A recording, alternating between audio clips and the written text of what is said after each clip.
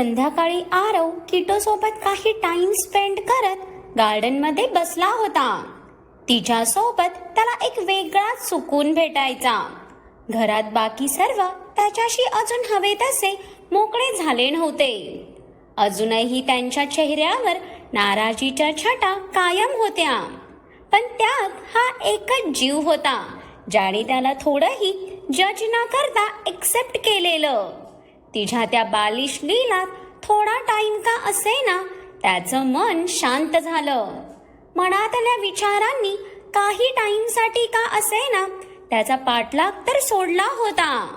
म्हणून कधी नव्हे ते त्याच्या चेहऱ्यावर हलका हसू होतं, जे बघून त्याच्या रूमच्या बाल्कनीत उभ्या असणाऱ्या अग्नेयच्याही चेहऱ्यावर समाधान पसरलं. त्याच्या छोट्या कॉपीला असं दिवस रात्र कुडताना बघून त्याला खूप त्रास होत होता. खूप जीव होता त्याचा आरववर, म्हणून आतापर्यंत त्याच्यावर कोणती आजही त्याने येऊ दिली नव्हती. पण आता त्याच भावाला एकट्यातच सर्व प्रॉब्लेमशी लढताना बघून त्याला अगदीच हतबल वाटत होतं. फक्त एक हिंट भेटायची वाट बघत होता तो. मग समोरच्याला जिवंतपणीच गाळतानाही तो विचार करणार नव्हता.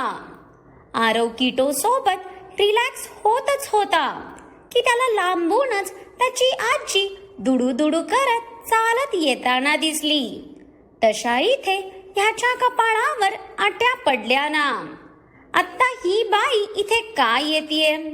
तिला येताना पाहून आरवने त्याचा अंगठा कपाळावर घासत दीर्घ श्वास सोडला. आता त्याला खूप संयमाची गरज होती. आल्यापासून कोणीही त्याच्याशी धडाचं बोलत नसलं तरी ही बाई मात्र येता जाता त्याला असे काय टोमणे ठेवून मारायची की मागच्या जन्मात हा तिची नावडती सूनच होता. म्हणजे स्वतः तर त्याच्याशी नीट तर बोलत नव्हतीच, पण ह्या म्हातारीला त्याला सुखासुखी शांतही बसू द्यायचं नव्हतं. तिला बघून आरव पटकन किटोला घेऊन तिथून जाणार की हे त्याच्या हातातलं मिनी वर्जन काही कमी होतं का? समोरून तिचा पांडा डुगुडुगू चालत येत आहे बघून किटो मॅडम तर आनंदाने चेकाळल्याच. किटो बच्चा, आता तुझा कितीही खेळायचा मूड असला तरी आता इथून चल बाळा, आपण नंतर परत खेळायला बाहेर येऊ. पण सध्या इथे थांबणं धोक्याचं आहे. समोरून येणारा बुलडोझर भले तुला काही करणार नाही, पण मला मात्र रागाने चिरडून टाकेल. आणि तुला आवडेल का तुझा काका चिरडलेला? आरव किटोच्या कानात असा काय गंभीर होऊन बोलला की ते लेकरूही ओठांचा चंबू करून त्याच्याकडे पाहू लागलं. जणू तिला तिच्या काकाचं बोलणं समजलंच होतं. भुरट्या, पळू नको, थांब, नाहीतर तंगड तोडून हातात देईन.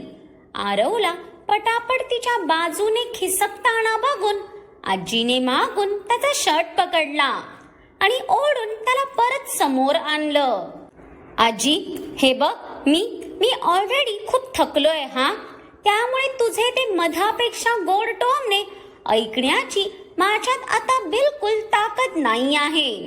आरव अगदी वैतागलाच आजीवर. काय करणार, आयुष्यात चाललेल्या घडामोडींनी ते लेकरू आधीच दमलं होतं. त्यात ही बाई हिच्या वजनाचं पोतं घेऊन त्याच्या डोक्यावर नाचायला बसलेली. मग कोणीही चिडणारच ना. मग अशी कामं करायचीच का ना की लोकांचे टोमणे ऐकावे लागतील? हो की नाही किटो? आजीने किटोकडे बघून तिच्या गालाला प्रेमाने कुरवाळताच किटो ही आनंदाने हसतच हातपाय मारू लागली. तिला काय अटेन्शन भेटल्याशी मतलब ना. आजी, तुला किटो हवे आहे का? हे घे, घेऊन जा हिला, पण माझ्या डोक्यावर नाचणं बंद कर.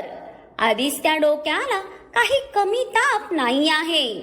आरव किटोला आजीकडे द्यायला जाणार की ह्या त्याच्या लाडोराणीने त्याच्या शर्टला घट्ट पकडत काहीसं चिडतच त्याच्याकडे बघितलं. जणू तुम्हाला आजीला देऊच कसा शकतो, असे काहीसे भाव होते तिचे. तिच्या त्या गोंडस चिडक्या रूपाला बघून आरवला हसूच आलं. कशी टुकुर टुकुर बघत होती ती त्याला. काय झालं बच्चा, तुलाही आजीकडे नाही जायचं का? तुझंही या बाईने जिना हराम केलेलं दिसतंय. बघितलंस आजी, या इवल्याशा जीवालाही सोडलं नाहीस तू. तुझी दहशत बघ केवढी की ते लेकरूही तुझ्याकडे यायला मागेना. किटोला काळजाशी लावत आरव पुन्हा आजीवर गुरगुरला. तसा आजीची नजर अजूनच बारीक झाली. म्हणजे या घरात भले आजीने सर्वांचं जीणं हराम केलं असलं तरी या कार्टीने तिला किती नकोसं करून सोडलेलं हे ती कोणाला सांगणार ना. भुरट्या, झालं तुझा बरळून की अजून काही बाकी आहे. आणि तसंही मी तिला घेतलं नसतं बरं. इथे मला माझंच वजन पेलवत नाही, त्यात या हलेडुले महात्मा फुलेला कुठे उचलू? आजी ही काही कमी नाटकी होती का? मजाल किती एका शब्दाने तरी मागे पडेल, म्हणून तिनेही शेवटची मोहर देत त्या दोघांकडे बघून नाक मुरडलं. अगं मग इथे स्वतःचा भला मोठा देह घेऊन का आली आहेस ते कळेल का मला? कारण तू असंच तर मला थांबवणार नाहीस आणि माझ्याशी बोलण्या इतपत सध्या तितकं तुझं प्रेम उत्तू जाण्यापासून राहिलं. कारण सध्या तुम्ही माझ्यावर रागवला आहात ना. आणि का रागवणार नाही? शेवटी माझ्याकडून अक्षम्य असा अपराध जे घडलाय, ज्याची शिक्षा जन्मठेप द्यायचीच ठरवला आहात तुम्ही. आरवची आता चांगली चिडचिड झाली. मनातल्या भरपूर गोष्टींचा निचरा होत नसल्याने त्याचं मन अक्षरशः तुटत होतं आणि तो कोणाला काही सांगूही शकत नसल्याने त्याची आणखीनच कोंडी झालेली. म्हणून आताही आजीच्या आशीर्वादाने त्याला स्वतःच डोकं फोडूसं झालं. किटोला घेऊन गार्डन मध्ये येण्याचा त्याला मनोमन पश्चाताप होत होता. भुरट्या, तोंड खूप सुटलंय ना तुझं. तुझ्यामुळेच मी ज्या कामासाठी आलेले ते तर विसरूनच गेले. ते मी तुला डिनरसाठी बोलवायला आलेली. माझी सून केव्हाची तुझी वाट बघतीये. आजी मनोमन दात ओठ खात पण वरवर बळबळच जबरदस्तीचे ओठ ताणून हसत बोलली. पण तिच्या सून या शब्दावर जरा अतिचा जोर देऊन बोलण्याने आरवच्या भुवया उंचावल्या ना. ही बाई आता 90s मध्ये का घुसली हा प्रश्न पडला त्याला. सून, तू तू वहिनीबद्दल बोलतीये का? आरवला का कोणास पण आजीचे ते खोडकर एक्सप्रेशन बघून धडकीच भरली. या म्हातारीवर त्याला काळी मात्र विश्वास नव्हता. कारण हा भला मोठा जीव कोणत्या ब्लास्ट पेक्षा कमी होता का? छे छे, मी तुझ्या वहिनीबद्दल नाही तर माझ्या होणाऱ्या सुनेबद्दल बोलतीये. बरं, तू लवकर आत ये, तुला सगळं समजेल. तुझ्यासाठी अगदी गोड असं सरप्राईज आहे. आजी बळबळच लाजत मुरडत आत गेली. पण आरव मात्र त्या जागी स्टीफच झाला. किटो, आता नक्की या म्हातारीच्या अंगात कोणतं वारं शिरलं ग? आणि त्यात हे शेवटी तिने काय केलं? म्हणजे नेमकी ती लाजत होती की आपल्याला घाबरवत होती? कारण इतिहास साक्षीला आहे, ही जेव्हा पण अशी हसते ना तेव्हा नक्कीच काहीतरी भयंकर होतं. बट बच्चा, काहीही होऊ दे, तू तुझ्या काकासोबतच राहा हा. कारण मला आता तुझाच आधार आहे. आरव मनातच हिम्मत एकवटून जसा आत आला तसा आतलं वातावरण बघून क्षणभर त्याचे डोळे विस्पारले. कारण आज सगळ्यांच्या थोबड्यावर अशी काय स्माईल होती, जणू आज त्यांच्यावरचं सगळं कर्जच फिटलं होतं. ह्यांना सगळ्यांना आज नेमकं झालं काय आहे? आधीच हे सगळे ॲबनॉर्मल आहेत ते काय कोणाला सांगायला नको. मग आज स्वतःच्या त्याच मूर्खपणाचं प्रदर्शन मांडायचं ठरवलं आहे काय ह्यांनी? आरव किटोला घेऊन लिव्हिंग एरियातूनच डायनिंग कडे बघत होता, ज्यावर आजी, त्याची मॉम आणि रीटा बसून खिदळत होत्या. पण ते खिदळणंही पूर्ण जबरदस्तीचं दिसून येत होतं. अरे आरव, आलास तू? ये ना ये, तुझ्यासाठीच केव्हाचे आम्ही थांबलो होतो. आता तू आलास म्हटल्यावर जेवायला काही हरकत नाही. विष्णू मागून येऊन आरवच्या खांद्यावर थोपटत गालात हसला. तसं इथे आरवने चमकून त्याच्याकडे पाहिलं. म्हणजे मागच्या 2 वर्षात आज पहिल्यांदा विष्णू त्याच्याशी पहिल्यासारखा नॉर्मल टोन मध्ये बोलला होता. ते बघून आरवला क्षणभर विश्वासच बसला नाही. काय करेल त्या लेकराला आता या सर्वांच्या तिरस्काराची इतकी सवय झालेली की तो स्वतःही प्रेमाने बोलणं विसरून गेलेला. बिग बी, नक्की तुला माझ्याशीच बोलायचं होतं ना? आरवच्या या केविलवाण्या प्रश्नावर विष्णूलाही भरून आलं. मागच्या 2 वर्षात आपण त्याच्या जवळ असूनही त्याला साधं समजू शकलो नाही, त्याच्या मनातलं ओळखू नाही शकलो. याच गोष्टीचं विष्णूला वाईट वाटत होतं. आत्ताही आरवचे ते आशेने बघणारे डोळे बघून विष्णूला कसं तरी झालं. पण सध्या तो डिस्ट्रॅक्ट होऊन चालणार नव्हतं, कारण आता प्रश्न आरवच्या आयुष्याचा होता. या मेन्शनवर आरव नावाचे 2 व्यक्ती राहतात का? विष्णूने एक भुवई उंचावत त्याच्याकडे रोखून बघताच आरव गपगुमान किटोला घेऊन तसाच येऊन त्याच्या चेअरवर बसला. तशी रीटानेही त्याला गोड स्माईल दिली. ते बघून तर आरव उडालाच. हनी, तू माझ्याकडे बघून हसली का? हे विचारतानाही त्याच्या ओठांवरही हसू उमटलेलं. किती तडपत होता तो त्याच्या कुटुंबासाठी. सर्वांना त्याची तळमळ बघून वेदना होत होत्या, पण कोणालाच त्या चेहऱ्यावर दाखवायची परवानगी नव्हती. नाही, मी किटोकडे बघून हसली. रीटाने थोडं कठोर आवाजात उत्तर देत त्याचा भ्रमच मोडला. तसं आरवचं तोंड अगदीच बारीक झालं. It's okay Aarav, don't lose your emotions. एक दिवस हे सगळे तुझ्याशी नक्की बोलतील. आरवने मनोमन स्वतःला शांत करत डोळे मिटले.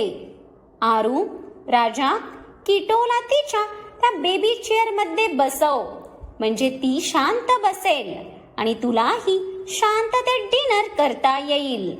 सुवर्णाच्या आवाजाने मात्र आता आरवचे डोळे भरून आले, कारण आल्यापासून आता कुठे जाऊन त्याची मॉम त्याच्याशी बोलली होती. त्याच्या डोळ्यात पाणी बघून सुवर्णालाही हुंदका दाटून आला. पण ती रडायच्या आतच आजीने तिचा हात दाबत सावरले तिला.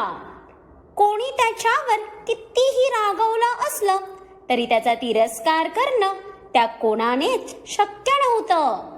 कुटुंबातला एकूण एक व्यक्ती त्याच्यावर जीव ओवाळून टाकायचा. अग्नीयचा तर श्वास होता त्याच्या आरूत. म्हणूनच तर तो इतक्या लांब राहूनही त्याला त्याच्याबद्दल एकूण एक माहिती होती. आरवच्या प्रत्येक छोट्या छोट्या गोष्टीकडे नजर होती त्याची. आत्ताही आरव भरलेल्या डोळ्यांनी त्याच्या मॉमकडेच बघत होता. आपल्या मॉमने फक्त एकदा आपल्याला जवळ घेऊन तिच्या कुशीत घ्यावं, ह्यासाठी त्याचं मन अक्षरशः तडफडत होतं. अरे ए भुरट्या, माझ्या सुनेला नजर लावणार का आता? तिकडे बघ, विष्णूने तुझ्या बाजूलाच बेबी चेअर आणून ठेवलीये. त्यावर या वादळाला बसव, म्हणजे तिच्याही जीवाला जरा शांती मिळेल. आजीच्या आवाजाने आरवची त्याच्या मॉमवरची तंद्री तुटली आणि त्याने पटकन नजर झुकवत त्याच्या डोळ्यातलं पाणी परतवलं. नो आरव, तू कमजोर नाही पडू शकत. तुला त्याच्यापर्यंत पोहोचायच्या आधी असं वीक पडून नाही चालणार. आरवला स्वतःच्या हतबलतेचा रागच आला. पण इकडे आजीच्या बोलण्यावर किटो बेबीनेही गुरगुरत तिची नजर तिच्या आजीवर आणली. तिला वादळ बोलली होती ना ही म्हातारी, म्हणून या छोटू अग्नीचं तोंड गोळा झालेलं. आरवला नक्की ह्यांचं आज काय चाललंय काहीच कळत नव्हतं. पण सगळे थोडेफार का असेना त्याच्याशी बोलतायत यातच खुश झालेलं ते लेकरू. त्याने किटोला तिच्या चेअरवर बसवून तिच्या हातात 2 चमचे दिले. तसा मॅडमचा ढोल सुरू झाला. सिया, राणी सुनबाईंना सांग त्यांचे अहो आलेत म्हणून, त्यांना वाढायचं बघायला. आजीने पाणी पिणाऱ्या आरवकडे तिरका कटाक्ष टाकत वरचा सूर ओढला. तसा आरवने तोंडात पाणी घेऊन वैतागतच तिच्याकडे पाहायला त्याची नजर तिच्या मागे गेली आणि पुढच्या क्षणाला त्याच्या तोंडातून पाण्याचा फव्वारा डायरेक्ट आजीवर बरसला. तसं क्षणभर सगळं शांत झालं. जिथे सगळ्यांच्या तोंडावर भीतीने त्यांचे हात आलेले, तिथे आपल्या किटो बेबी जोरजोरात टाळ्या वाजवत खिदळू लागल्या. तिला तिच्या काकाचा हा स्टंट भलताच आवडला होता वाटतं. पण समोरचं चित्र बघून नुकत्याच लिफ्टमधून बाहेर आलेल्या अग्नियाने नकारार्थी मान हलवली. म्हणजे ह्या मुलाचे रिॲक्शन नेहमी इतके वाढीव का असतात, हाच प्रश्न पडला त्याला. बुरट्या, रेड्या, कुल्ला करायला मी तुला तुझ्या रूमचा वॉश बेसिन वाटले का रे? आजीने रागाने धुसमुसातच पदराने तोंडावरचं पाणी पुसलं. तिचं टेम्परेचर आत्ता तर 7व्या आसमानात पोहोचलं होतं. ते बघून बाकी सर्वांना धडकीच भरली. नाटक बाजूला ठेवून ही बया भांडायला लागू नये इतकंच काय ते त्यांना वाटत होतं. आजी चिडूनही आरवचं तिच्याकडे लक्षच कुठे होतं. तो तर समोरून साडी घालून आणि हातात ट्रे घेऊन येणाऱ्या श्रीजाकडेच डोळे विस्फारून बघत होता. ही मूर्ख मुलगी साडीत का मिरवतीये? आत्ता हिच्या डोक्यात नेमकं काय शिजतंय? तिला असं साडीत बघून आरवच्या घशातलं पाणी बाहेर आलं तरी आता भीतीने किडण्याही बाहेर यायच्या बाकी राहिलेल्या. आरू बेबी, पण आरवला बघून श्रीजाला काय तो आनंद झाला. किती हातातला ट्रे डायनिंगवर ठेवून घाईतच त्याच्या जवळ आली. पण तिच्या आरव जवळ येण्याने इथे किटो बेबीचं ते इवलूस तोंड आकसलं गेलं ना. आरव, आज मी खूप हॅपी आहे. तुला माहितीये, आज आपल्या घरातल्यांनी आपल्या रिलेशनला फायनली जाऊन एक्सेप्ट केलं. त्यांना मी या घरची सून म्हणून पसंत आहे. आणि इतकंच नाही तर वहिनी आणि भाईनेही मला हॅपीली एक्सेप्ट केलंय. श्रीजाच्या तोंडून हे भयानक अशी ब्रेकिंग न्यूज ऐकून आरवचे विस्पारलेले डोळे नुकत्याच त्याच्या हेड चेअरवर येऊन बसलेल्या अग्नेयवर गेले. पण आत्ताही अग्नेयच्या चेहऱ्यावरचे भाव अगदीच निर्विकार होते. अरे, आता ह्यात न पसंत करण्यासारखं काय होतं श्रीजा? जर आरवला तू पसंत आहेस आणि मागचे 2 वर्ष तुम्ही कॅनडाला सोबतच राहत आहात म्हटल्यावर आम्ही तर त्याच्या आनंदातच खुश आहोत. आरव या गोंधळात अडकलाच होता की जसा सियाचा आवाज त्याच्या कानावर पडला तसा आरवने तिकडे बघायला. पुढच्या क्षणाला त्याच्या हृदयात तीव्र कळ आली आणि आपोआप त्याची मूठ रागाने आवळली गेली. मग काय वाटतं तुम्हाला ह्या सगळ्यांच्या डोक्यामध्ये नेमकी काय खिचडी पकत आहे ते?